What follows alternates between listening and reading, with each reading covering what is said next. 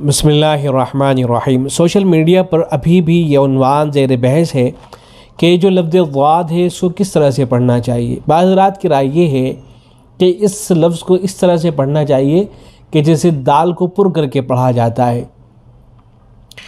وَلَضَّالِّينَ کو وَلَضَّالِّينَ پڑھنا چاہیے۔ بعض حضرات کی رائے یہ ہے، اور بعض حضرات کا خیال یہ ہے کہ لفظ ضاد کو اصل جو مشابہت ہے وہ لفظ ضاد سے ہے، اور لفظ ضاد کا تعلق دال پر سے نہیں ہے، اس لیے وَلَضَّالِّينَ ہرگز نہیں پڑھنا چاہیے۔ تو اس سے متعلق بعض باتیں پہلے بھی عرض کر دی گئی تھیں، اور جو فتاویٰ ہیں ان کو ذکر کر دیا گیا تھا۔ اب حضرت شیخ الاسلام مفتی تقی عثمانی دامت برکاتہم العالیہ نے جو کچھ لکھا ہے اس کو ذکر کیا جا رہا ہے۔ فتاویٰ عثمانی کی پہلی جلد ہے۔ حضرت سے معلوم کیا گیا کہ حرف ضاد بعض لوگ مشابہ بالدال پڑھتے ہیں اور بعض مشابہ بالضاء، صحیح کون سا ہے؟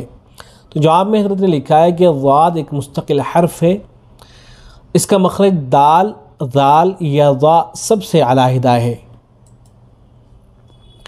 جو شخص ضاد کو اپنے اصلی مخرج سے ادا کرنے پر قادر ہو اس کے لیے اسے دال، ذال یا ضاء پڑھنا جائز نہیں ہے، اور جو شخص اس پر قادر نہ ہو اسے کسی ماہر قاری سے مشق کرنے کی کوشش کرنی چاہیے، اور جب تک اس کوشش میں کامیاب نہ ہو اسے ضاء کے مشابہ پڑھنا دال کے مشابہ پڑھنے سے بہتر ہے، لیکن نماز دونوں صورتوں میں ہو جائے گی۔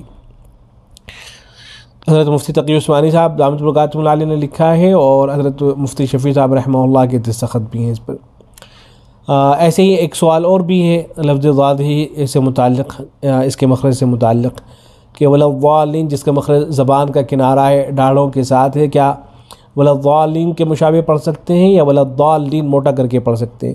تو جواب میں حضرت نے لکھا ہے کہ ضاد کا مخرج دال اور ضاء دونوں سے الگ ہے، اور وہ یہ کہ زبان کا کنارہ دائیں بائیں دونوں ڈاڑھوں کو چھو لے، اس کی آواز بھی دال اور ضاء سے الگ ہے، لیکن ضاء کے ساتھ اس کی مشابہت دال کی بنسبت زیادہ ہے۔ السلام علیکم ورحمۃ اللہ۔